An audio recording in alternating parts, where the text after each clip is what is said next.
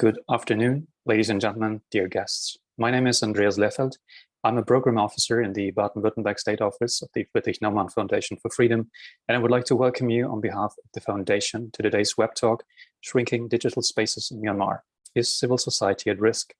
Glad you all tuned in. The Friedrich Naumann Foundation for Freedom is a foundation that conducts political educational work on the topics of social market economy, education, open society, and international politics from the perspective of liberalism. We pursued this work in 8 state offices across Germany and in over 60 countries worldwide. Another important pillar of our work is the financial and non-material support of students and doctoral candidates via our scholarship program. This web talk is hosted in cooperation with the Baden-Württemberg branch of the German United Nations Association and our Southeast Asia regional office in Bangkok. I want to thank everyone involved for being on board and publicly address this important issue. The human rights situation in Myanmar is deteriorating rapidly since the military coup of February 1 last year. The Burmese junta suppresses the democratic opposition with violence. In effect, the freedom of assembly and freedom of expression have been abolished. The suppression of the opposition movement takes also place in the digital sphere. The junta has successfully pressured the telecommunications service provider Telenor ASA to allow its Burmese subsidiary to be devolved upon a military company loyal to the regime. Its services are used in particular by members of the opposition who are dependent on secure communication networks. The release of sensitive customer data to the military is thus to be feared. We want to address the following questions. What role do protected information channels play for a pro-democratic civil society? What measures ought to be taken to protect existing data? And what concrete consequences can be expected for the opposition and civil society in Myanmar? This web talk is funded by the German Federal Ministry for Economic Cooperation and Development and contributes to making the goals of the Agenda 2030, adopted by the United Nations in 2015, better known. Let me shortly introduce our speakers for today. Wai Fio Myint works as Asia-Pacific Policy Analyst at Access Now. She has been working as a digital rights advocate in Myanmar for over 6 years and has previous experience in political advocacy, media, and communications. Wai Fio has served as one of the leading persons in Myanmar, organizing the Myanmar Digital Rights Forum since it was first held in 2016. She has a BA in Communications and International Politics from Green Mountain College in Vermont in the United States. Majid Lenz is Program Officer for Myanmar at the Stiftung Asienhaus. The foundation is committed to the realization of human rights, the strengthening of social and political participation, as well as social justice and environmental protection.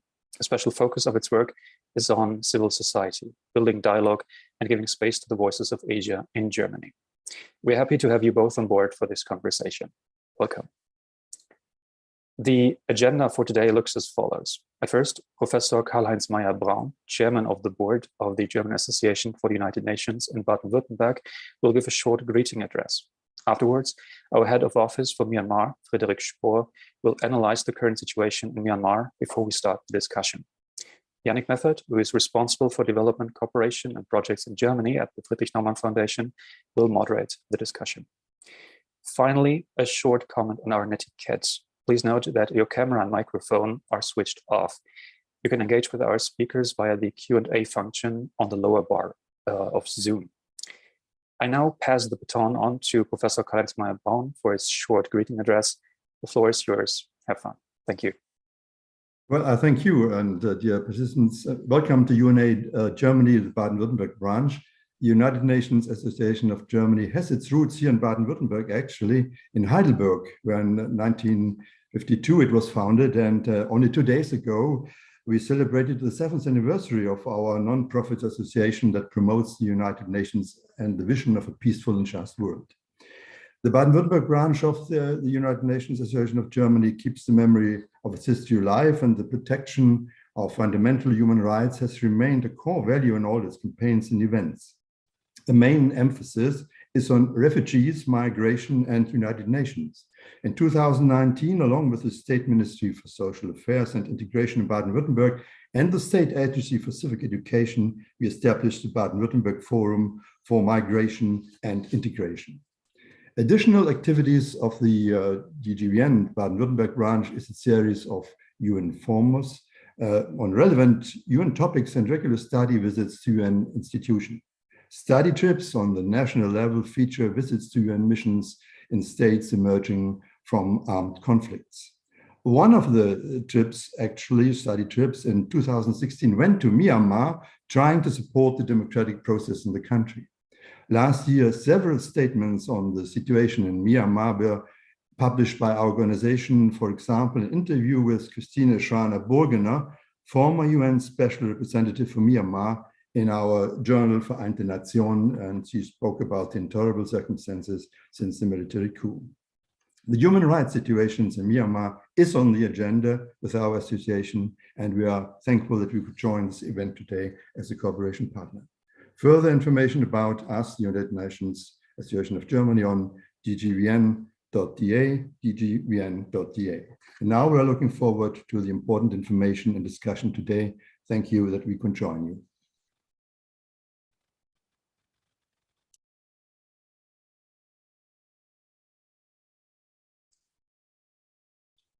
Okay, shall I just continue? Okay, thank you very much, Professor Meyer-Brown. Dear panelists and dear audience, thank you very much for joining us today. I think, especially in this time where a lot of attention is going right now to the war in Ukraine, I think it's very important that we don't forget the plight and the horrors that are experienced in parts of the world that might be a bit far away from us, but are definitely comparable. I think what's happening right now in Myanmar is there is an army that is behaving like an occupation force in its own country. If you're looking at the figures by the Assistance Association for Political Prisoners in Burma, 10,000 people have been sentenced, arrested, or charged. 2,000 people have been killed.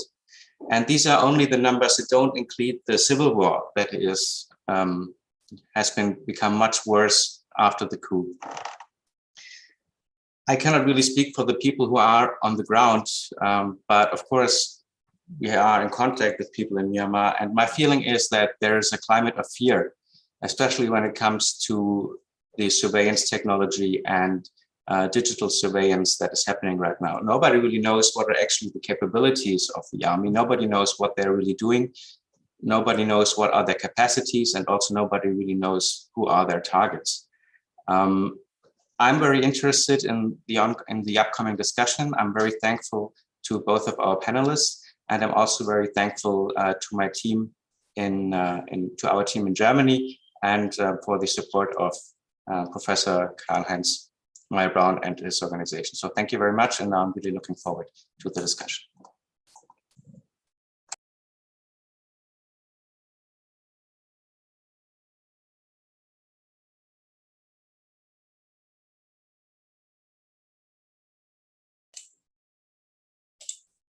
Thank you very much, Frederick, from our office in Thailand. And now it's my pleasure to moderate the short talk we have. First of all, welcome to all of our guests. And I'm hopeful for a fruitful discussion with our two panelists, Ms. Wai Phyu Mint and Majid Lenz. And as Frederick just mentioned, that Myanmar is far away, we have the chance to have this digital chat to connect us with partners in Thailand, for example, with Wai Phyu Mint. And also we have these digital spaces in Myanmar who can really connect the civil society. And let's just dip into our first question we have, and I would like to direct it to Ms. Wai Phyu Mint. What is the importance of those digital spaces, of digital means of communication for civil society and the opposition in Myanmar? Thank you very much. Thank you all for inviting us, to be in this discussion. Especially, I mean, right now, like since the coup and etc. Like this is not just like a normal coup, this is a digital coup, like a lot like restrictions are going on the ground, and also I mean various types of restrictions happening on online platform as well, So right now, I think when we are talking about like the role of like digital tools, digital platforms, technology, and communications platforms and etc. For this the role, I mean civil society group and etc. Since basically I would say about since the beginning of the coup, right now I mean many of the organizations are basically have to many of them they have to leave the country, or many of them they have to go hiding and etc. So right now I think because of this like physical issue. I think only to be able to continue the operations of the civil society groups, they have so much relying on these digital platforms and the digital communications and etc. So I think right now the role of the digital tools, before we talking about the shrinking part of our digital space, I think especially at this time, we also have to acknowledge how crucial a role these digital tools, digital platforms has been playing in keeping this operation of the civil society groups in Myanmar, and also supporting the whole movement as well. So we have seen about because of these digital tools, digital platforms and etc. So we can stay somewhat continue our operation, and also somewhat we can do these a mobilization, amend these the different groups and etc. And then there are stay when we talk about the financial support and etc. So that is also right now the banking a normal banking system is not no longer working, but stay because of these a mobile transaction, mobile payment and etc. Yes, of course there are some risks, but somewhat we can stay built the supporting mechanism to these the areas which supports so financial supports, humanitarian supports are needed and etc. So because of these different digital tools, so that's why of course and later in this discussion we can also talk about the shrinking part and then which kinds of impacts of this digital coup, but definitely we need to acknowledge the role of the digital tools. And also we definitely needed a lot of support, especially from these a private sector, a private digital platform and etc. In addressing the situation in Myanmar. We haven't really, when I got a chance to listen to a speak of the deputy minister of the Ukraine digital transformation ministry. When we listen to the speech, the support from these digital platforms to the Ukrainian people, I think compared to what we have having right now on Myanmar is quite different. I think that's why I think this is the area we also need to push more as well. Yeah, thank you. Yeah, you're welcome. The Access Now organization has talked about 18 million users of the Telenor sub-branch in Myanmar. So there's a huge data collection, and maybe I would like to direct my next question to Mr. Maji Glantz. The civil society is at risk. Have you experienced in your work with Myanmar and your employment with the Asian House those risks as an issue going on with the talks you have with shareholders or partners in Myanmar, and how is the situation on the ground from your perspective right now? Yes, as an introduction, let me also restate the incredible importance of these digital tools for communication. After the reopening of the country, they became really important because it's harder to censor in peacetime, basically, because you have a dissemination of users and dissemination of information, which leads to freer flow of the information. But now in the crackdown, we have witnessed that these tools that initially were used to organize, to talk, and to lead these protests have now come under a hard crackdown. For instance, in the beginning, it was also used for from within the protest movement, when they had the barricade tracker and a diverse array of secure communication channels. But more and more, we see that there is kind of a generalized aura of fear, as you had mentioned in the intro. It is always hard to estimate state capability for surveillance, because if they really want to, they can get basically any information, and what you are hoping for is that you are not the one being checked on right now. And so we see a retreat into still presumably safe technologies, different email providers, different instant messaging providers, the hope of using VPNs and so on. But now we also see that these things are being outlawed or are being scrutinized extremely carefully. And yeah, it's definitely become an issue, in some parts even remaining in contact with people. For one, because the tools they're using are being scrutinized and are being controlled, and they don't know if the communication through them is safe. But there's also internet shutdowns, there is blackouts, there is all kinds of things that even on a non-technical level lead to a stifling of communication tools. Thank you much for the answers so far. Ms. Weiflemint, your organization is specialized in digital rights, in keeping digital spaces alive and prevent the shrinking. You've mentioned in your first answer that you would like to talk about the shrinking of digital spaces. What do you expect with the sale going on for the digital spaces in Myanmar and for the capabilities of civil society to maintain its connectedness right now? I think right now, you know, like the situation, you know, especially is like basically right now it's just the challenge is, you know, internet access, right?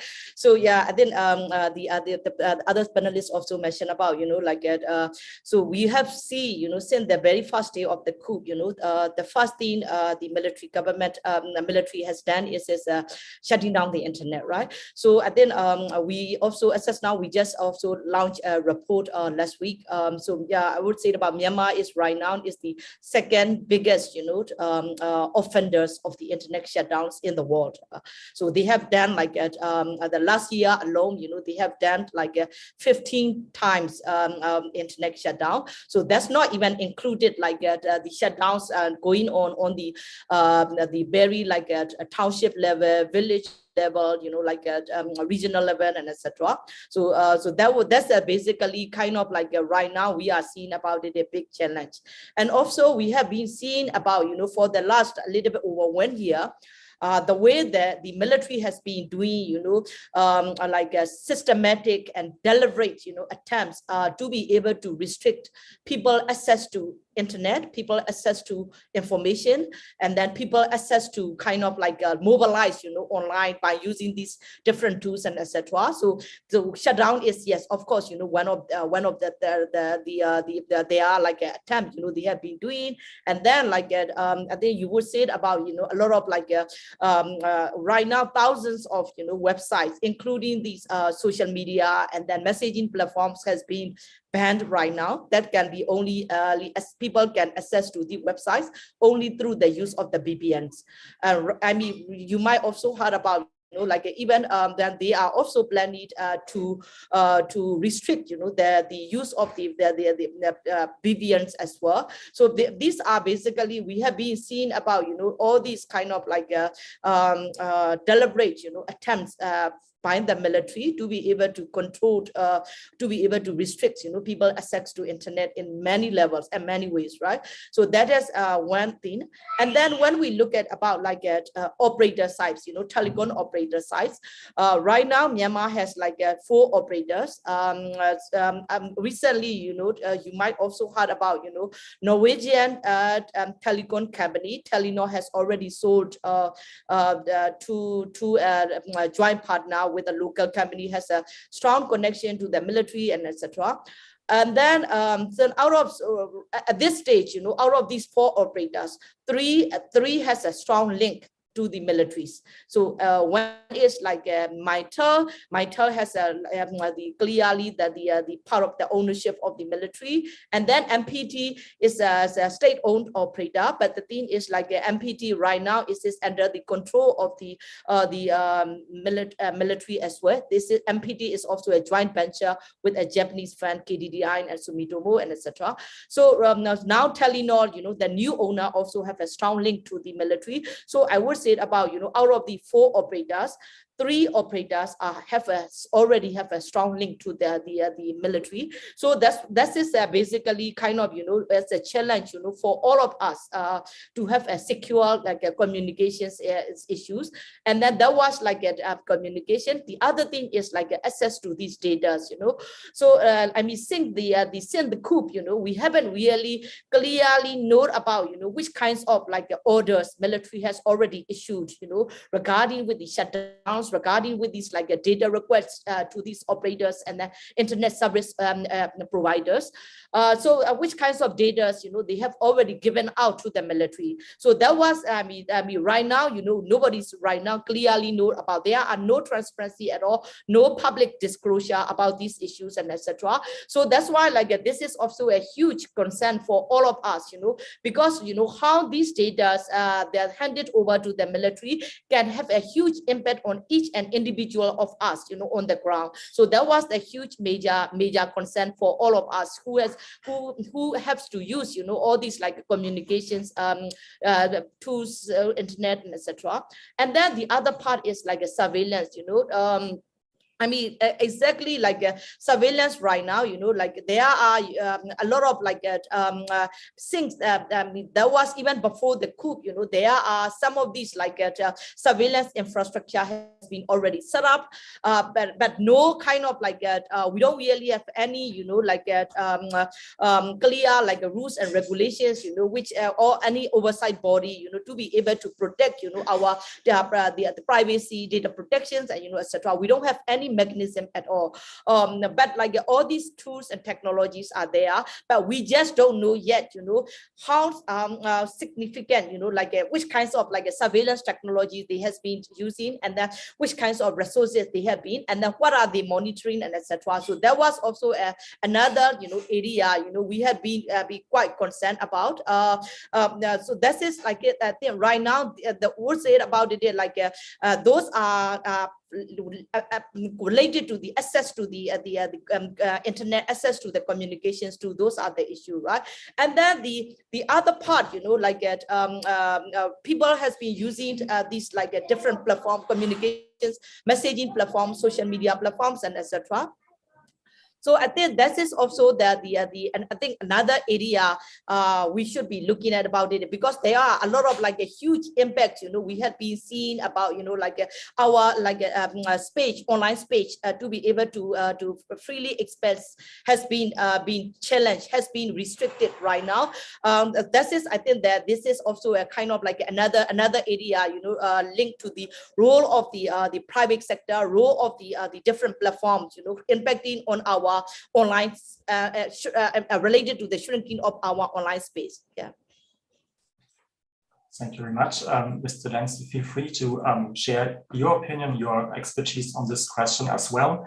As I see some questions from the audience, I would like to ask you to answer maybe the first one of it, which was which role does military play in surveillance of the opposition and citizens in general? Do they play also a role in censorship, and how does it work? So maybe just to clarify the role that the military is playing right now in Myanmar after the coup, and what their ultimate goal is, just to clarify it shortly for the audience. Yeah, the thing is that the military after the coup is basically trying to be the government and the executive at the same time. Like it's trying to take all of the roles of government that it can take.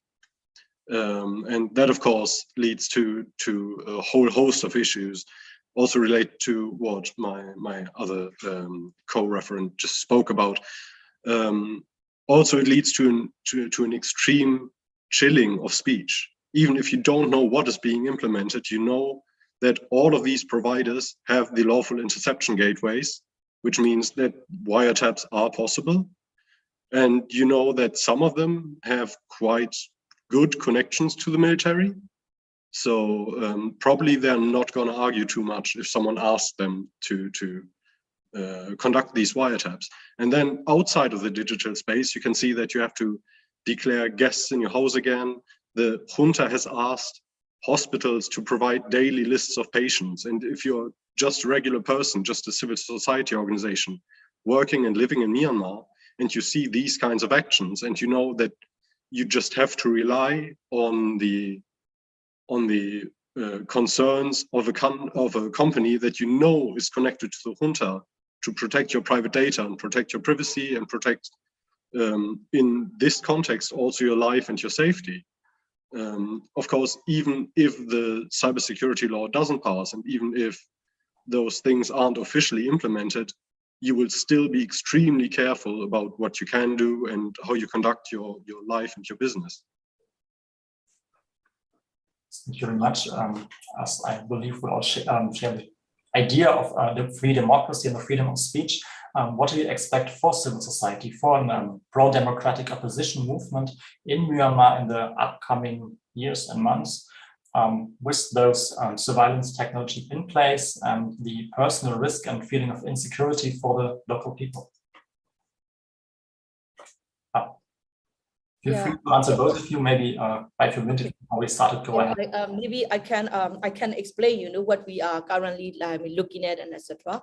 For surveillance technology, surveillance part, we are looking at one is technology part, right? Another one is which kinds of data, the military has already have accumulated, so that's why we are looking at about it all these different data points, where they have there was which kinds of data, Ministry of Immigration has, which kinds of data Ministry of Education have, and etc. Because they have the whole data set at different places and etc. Right? So the other part is how they are systematizing these data set and etc. That was a stay question. So from our part, say the digitalized community in Myanmar, what we have been trying to collectively working on is trying to understand about these different data sets the military has at different institutes under their control, and then they're also trying to identify which kinds of risks it can get associated, right? So I think Majid also just mentioned about we have been the military has been these days instead of preparing this very problematic law, cyber security, they call it a cyber security law, and it's a stay as drop stay. We are not really sure about when we will be implemented, but this law is quite a problematic from every perspective. And then, so that's why we are also currently there was one thing from the military side, they are basically trying to get it more control over on the people data, and that people get the access to online space. But from our side, what we have been looking about it in much more kind of a different data sets they might have, and then what are the risks associated to us, and then which kinds of technology they might use, and especially in this, and then what are the kind of mitigation plans, we can basically share with the general public. If we understand better about the surveillance technology, if we understand better about the whole data set they have in their hands, and then we can be able to kind of understand better understanding on the risks, associated to this, so the part we are right now currently about it that kind of a process, so that we could be able to collaborate with a different an organization and also people on the ground and etc.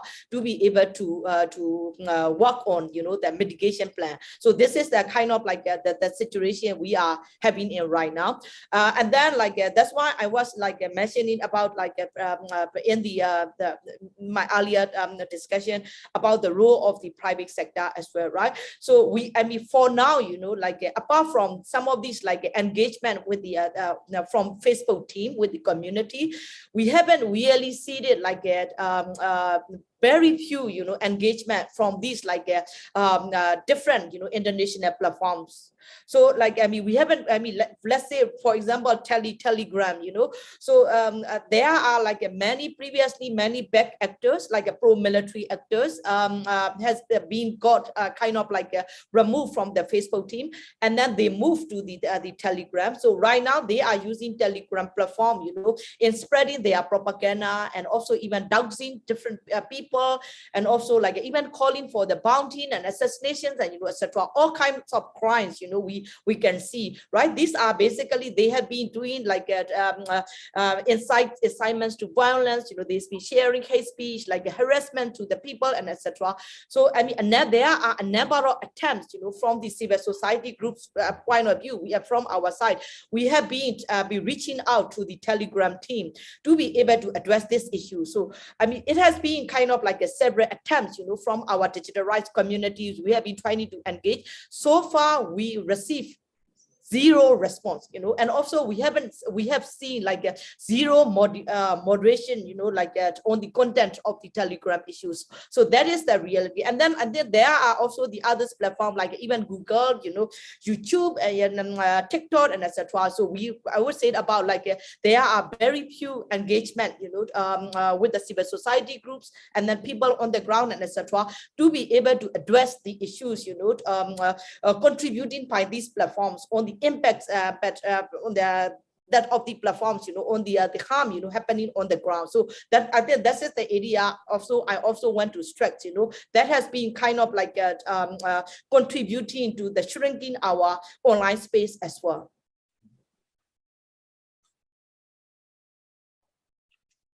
Yeah, that's always one of the questions, right? When it comes to digital discourse, we don't want the government to interfere in the way that they collect our data and put us at risk, but at the same time, we have to have some measure to combat hate speech or to combat the open crimes that are taking place in these spaces.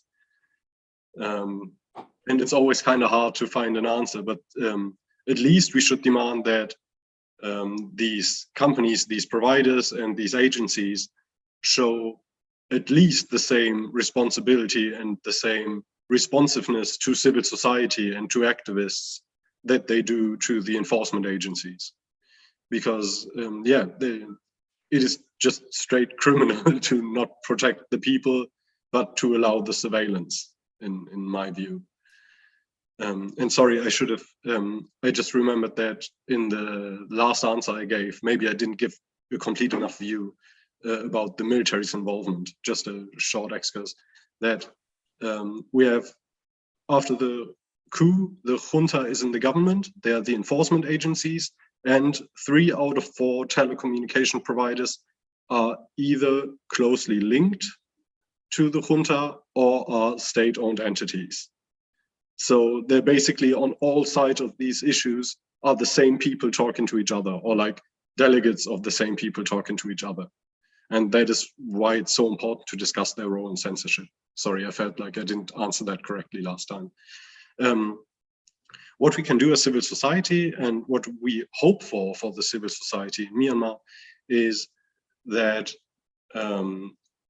they gain access and keep access to the tools and methods necessary to organize, to talk, to get their message out, and to communicate not only with each other, but also with the wider world, so that it's not basically a complete government lockdown of information, and anything that gets out must pass through some kind of censorship first, which has been tried in the country, in regions at least. When you do the internet shutdowns before your military comes in and does like cleanup operation, that is mostly so that the news don't leak out. And that is, of course, what we need to stop. We need to stop the government from controlling the narrative on this. And for this, we need international engagement on A, keeping services open and available, and B, trying to hold all decision makers and all companies accountable for sales, for corporations, for technology that is being used there to empower these acts. Yeah, that's it basically.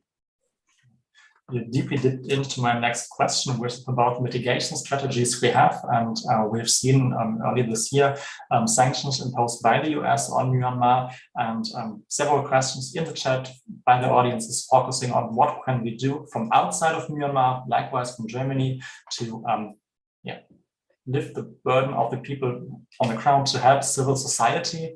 And we talked about those network channels like Telegram, who has your view and a responsibility to give the people a chance to communicate, not only to listen to the government.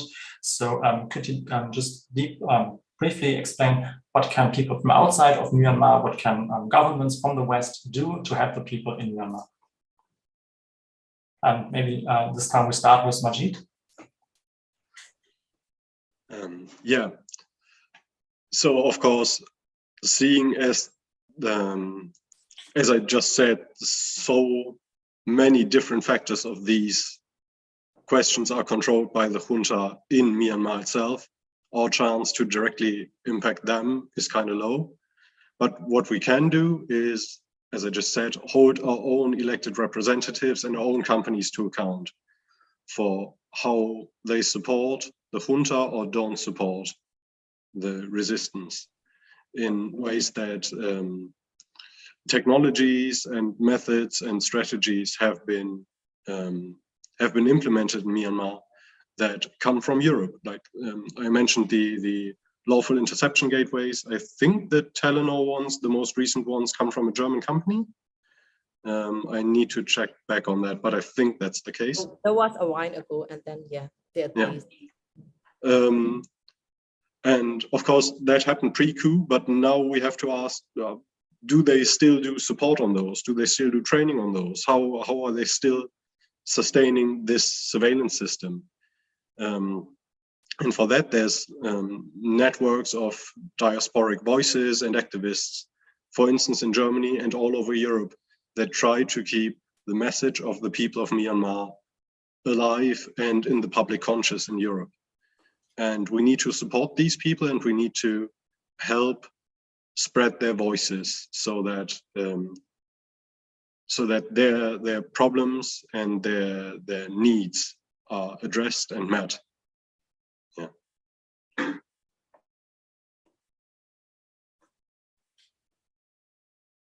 Yes, I think definitely. I think the first and basic thing I think like international communities can do is like basically stop, selling surveillance equipment, to the military, or making sure about all these surveillance technologies could not reach to the in the hands of the military. So that was, I think, that the first and foremost thing we would like to request, the international community to be able to work on it. And then another thing is, I think, like right now, the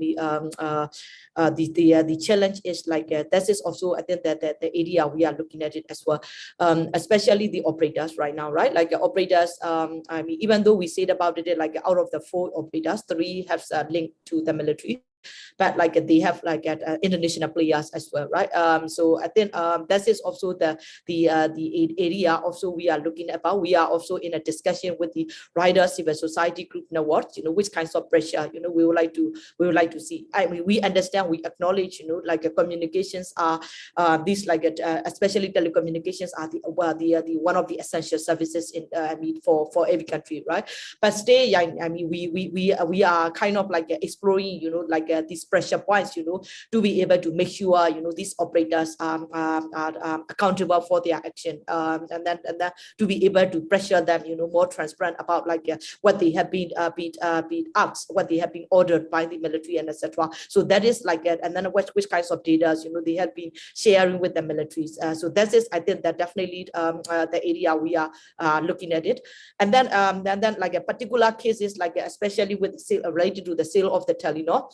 So you might see it about like a Telenor, like the sale is a very quick, very like and also very in a very transparent manner. They did it, right. So since the very beginning, like all these civil society groups, we wrote like a number of letters to their CEOs, to their local operations, and also even we issue several statements regarding with the sale. We kind of like stop. We also waste our consent. And also we also mention about the impacts of their sale on the people on the ground, especially that impact is not just kind of like impacts on their like the small impact, right? It's just like impacts linked to the death and life of these like 1,000 millions of people, right? Because they have like 18 million users in Myanmar. They are the second largest operator in Myanmar. So that is, I think, we have been raising about this like the issue, especially related to the data, the communications data, the Telenor hold in their hand, and then how these data, the consent over this data to might be handed over to the military. So I mean, regardless of the different platform, different channels we use to raise our concerns, Telenor didn't listen to us. And then basically Telenor did it like it. They are still very in a transparent manner without any consultation with the civil society groups, without any consultation with these like embedded communities in Myanmar. So that was, I think, we are still kind of like it. We still have a, I would say about like ongoing work to make sure about, you know, the Telenor is also kind of like they should be also accountable, you know, for their action. You know, the impacts, you know, related to the data they might have handed over to the military, the impact on the grounds. And so that is also the area we are also looking at about it, and that to be able to make like a Telenor accountable for these impacts. You know, this is also like the area we be closely looking at, and then trying to work with a number of like organizations, a number of individuals on the ground, and etc. So I think yeah, there are like I think in these kinds of our effort, you know, we definitely needed like a lot of support, you know, from the international community as well, and also like a UN body. We are also like trying to bring, you know, this is the attention of the UN board, different UN bodies to these issues as well. So we really would like international community to be able to kind of like spread these messages, these concerns, you know, the impacts we have been experiencing on the ground through your own government, through your own elected government, etc. So that was one particular kind of like a little bit of broad request we have at this moment. Yes. So you just talked about international support, and Mr. Majid, and you are working in Germany with different stakeholders regarding to the topic of Myanmar in the Burma initiative. How is the recognition within Germany? How present is the topic? And have you seen any change in the last few months with another pressing issue with human rights more on the top of the agenda right now with the Ukraine crisis? Yeah, directly after the coup, you could see that there was a big spike in interest in Germany.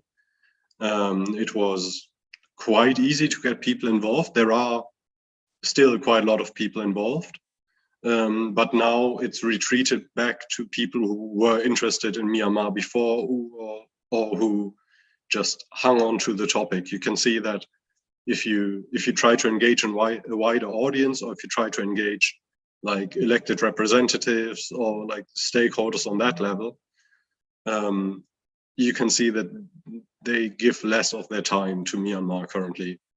And that is part of the work that I do, trying to not change it in the way of taking away from something else, but trying to keep the conversation on this alive. This is still an ongoing struggle. This is still people resisting the coup that the military tried to impose on them. And yeah, it's always a bit hard to keep it in the public conscience because you can't make the papers write about it. And if people don't have time to talk to you, it's kind of hard to get them involved. But we've been trying to do press briefings and keep people in the loop about what's happening in Myanmar, and working with diasporic and activist organizations, trying to focus our lobbying efforts, trying to reach out to people, do letter writing campaigns, and just keeping the public engaged on these topics that still remain relevant. And yeah, it's definitely been harder reaching people after the outbreak of the Ukraine war. But yeah, we do our best. Good to hear the work you're doing right now is mainly partially working, and it's still in the public as an issue. And if we come to the last 15 minutes of our webinar today, just for our audience, feel invited to hand in more own questions. It's always welcome to add to the discussion. And for now, I have the next question where we talk about mitigation strategies. What can the people within Myanmar do? Are there any alternatives of communication means to use to keep the civil society alive and free from the prosecution of the junta? Ms. Wife, you'd like to go first. And then, yeah, that is also a question. I mean, we often are asked by the media as well. Like, for example, like when we are seeing about like a number of arrests related to the Facebook post for their support to the movement and etc. I mean, the media often asks up, whether we should be basically asking people, kind of like not to share, their opinions and etc. That definitely not what we are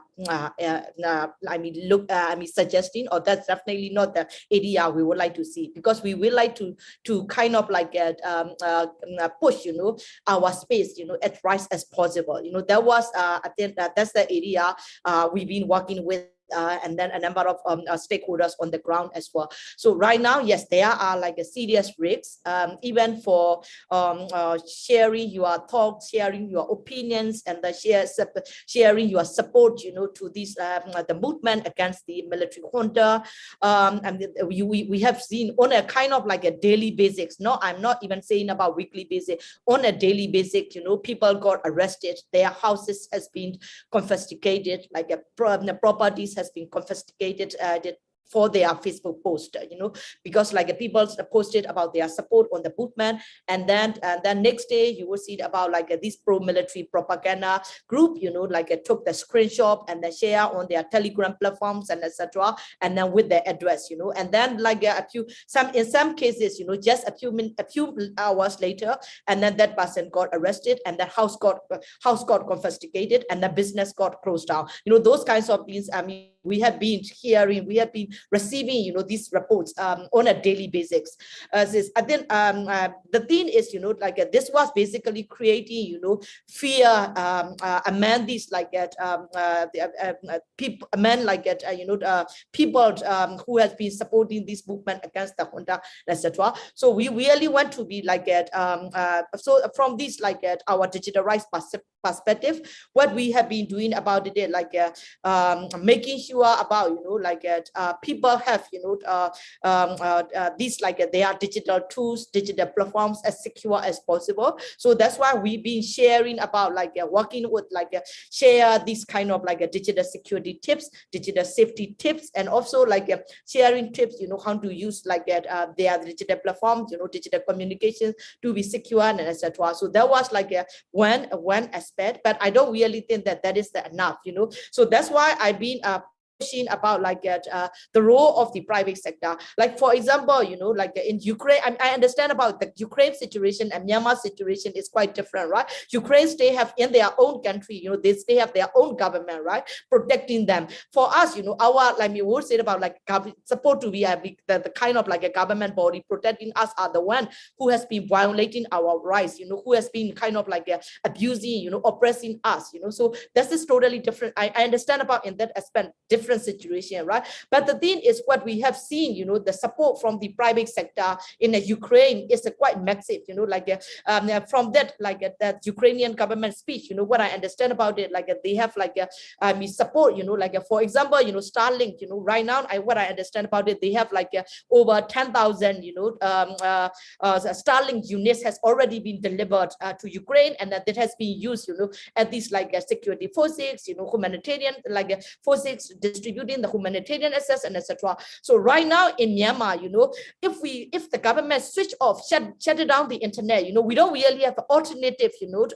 alternative communication channel. We don't have it, So that I think this is the kind of like a struggle, we are currently having right now. So even like a satellite telephone and etc. It's not that easy for us, So this is, I think that's the area we really wanted like a much more, active collaboration, from the private sector side, to be able to secure, to be able to provide, people secure communication channels. Otherwise, I think it is a bit quite tough, for the people to be able to keep, they are present online, but at the same time, not to have risks, So I think that is like a kind of, digital security we definitely need it, and then at the same time we definitely needed a lot of support, a lot of collaboration from the private sector as well.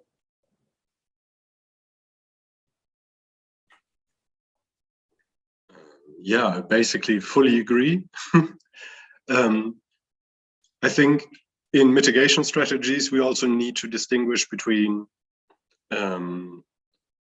like the freedom to express your opinion to the public and the freedom to secure communications, because to have secure communications amongst a small group is theoretically possible most of the time. You can use VPNs, you can use Tor, you can use all of those ways to hide or obfuscate your identity. But now we're also seeing that the government, the junta is trying to outlaw the use of those tools themselves. So creating another vector of attack against people in the opposition, or people just trying to have unsurveilled conversations. But freedom of expression in the way of speaking to the public in a free manner is, of course, much harder to mitigate, because you're always putting yourself at risk just by doing it, just by putting your opinion out there in the public space, and you know that that opinion is being persecuted. There is very little way to mitigate that except for doing it anonymized, which carries a whole host of other issues. And at the same time, if the government is the one actually doing the repression, if they can just say, okay, no more internet or no more electricity in that area until the complaining stops, and there is very little way to mitigate that. As you mentioned, Starlink might be a way. I don't know how efficient they are currently, but they are at least an alternative method of reaching out, or satellite phones and so on. But these are not methods that the average person has, or that even a moderately prepared person has. And they are not, you can't procure those yourselves if you are in that situation. You need outside help, you need outside assistance that is most likely going to need to come from the private sector, because the public sector, either the governments would have to do it, but the people themselves cannot organize a shipment of satellite phones to Myanmar that is going to pass customs. So it needs to come from some place of power that can actually get the tools to the people that need them. Thank you very much. As we're reaching the end of our short webinar, let me hand in another question from the audience, and maybe just modify it slightly to make it more new to what you have said before. Is there anything particular Germany can do, or the German government or the German civil society, to stabilize the situation and to promote those human rights that are basically owned by the people, no matter what the junta is doing? Yes, I would say that Germany is one of the leaders of Europe. So they have not only is Germany a national state that has quite a lot of influence, but they also influence European policy. And so, as we already talked about, the private sector in Germany and what they can do and what scrutiny should be placed on them, there's also the political level. We cannot recognize the junta. We need to recognize other stakeholders so that we can start to deliver humanitarian aid. We can start to cooperate with factions in Myanmar and not do that through the military. And those are things that we can demand of our elected representatives, to stop the cooperation with the junta, to not engage with them, to recognize other stakeholders in the country, to strengthen dialogue, to work towards more sanctions, more pressure from the outside, more divestment, to help the people of Myanmar and to put the junta under more stress. Sorry, Waifyo, do you want to add something? I think that's not necessarily any additional point. Yeah, I thank you. Yeah. Okay, thank you very much. As I see no more questions from the audience regarding to the situation in Myanmar, the last chance to hand in 1 or 2 questions if you have a burning need of more information. Otherwise, I would hand the stage over to our both panelists for maybe one last remark they have to make, maybe just to represent their institution they're coming from, to emphasize on the work they are doing, and to give some last words to our audience before I do a short sum up of the talk today.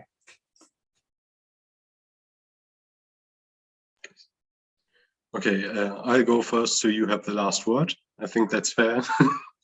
I'm from Stiftung Asienhaus. We're trying to promote and develop civil society dialogue in between the countries in Europe and the countries in Asia.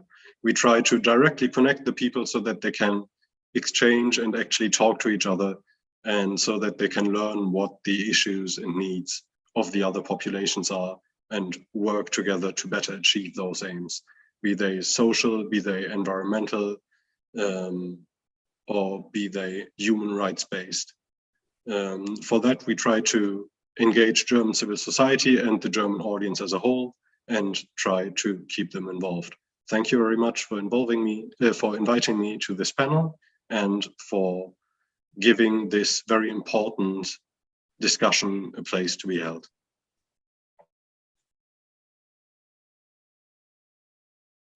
Thank you very much, everyone, for inviting us.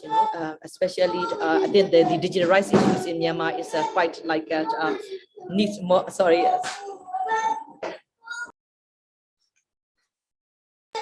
Sorry about it. Yes, I think right now, like our organization Assess Now has been working on these digital rights issues. It has been like over a decade right now. So we have like I've been focusing. I'm originally from Myanmar, so I've been focusing on the Myanmar digital rights policy advocacy, and also on the collaboration especially for the public headline issue addressing about these like digital incidents happening to the human rights activists, digital rights activists, people on the ground, and etc. So that is we have been working on. So on the digital rights issues, like yes, definitely, I think we have been seeing, like for the last over a year, a lot of like digital oppression as well. So I think it's not it's not a good news, but we kind of like can foresee, more oppression on our digital presence as well in these coming months. So that is also that the area we have been closely working with a number of stakeholders on the ground, like and also FNF is also one of the organizations we have been working with as well. So I think this is definitely, I think right now especially for the movement, against the military junta, a lot of like movement activities relying on the digital platforms. So we really have to struggle, a lot. We have to work on a lot to make sure about, people in Myanmar and the civil society groups in Myanmar to be able to have a safe and secure, communications network and online presence as well. So that's it. I think we will keep working on. Yeah, we definitely need a lot of support from this international community as well. Thank you. Thank you very much, Ms. Weifjemand and Majid Lenz, for your participation. And it was my pleasure to moderate your expertise and to bring those important issues to our German audience. Also, thank you for our regional representative in Thailand, Frederik Spohr, for sharing his perspective on Myanmar, and to Professor Dr. Karl-Heinz Meyer for having introductory words from his organization as well. As I promised to short sum up, I believe we heard today a lot about the situation in Myanmar, and what I take away with it from me is that it really depends on civil society, not only in Myanmar, but also within Europe, within the Western world, to fight the shrinking of digital spaces and the pressure that is on civil society worldwide, no matter where it occurred. The current situation in the Ukraine shows us that it's not only in Europe, but it's worldwide with Myanmar as well, and that we can do something to better the situation on the ground. And it might not be able for one or two of us to do it completely, but it's important to keep the topic alive, to talk about it, to have webinars like this one. And I will be excited to follow the work you two are doing with your organizations, and maybe to have a webinar like this sometime in the future again, to hopefully discuss why the situation got better from now on. Thank you very much for your participation, and also thank you for the audience for your time. And I hope to welcome you for some webinar of the FNF, maybe online or maybe in present as well. And also thank you at last to Andreas Lerfe to organize this webinar from the Bureau in Baden-Württemberg. Thank you very much, and also have a nice day.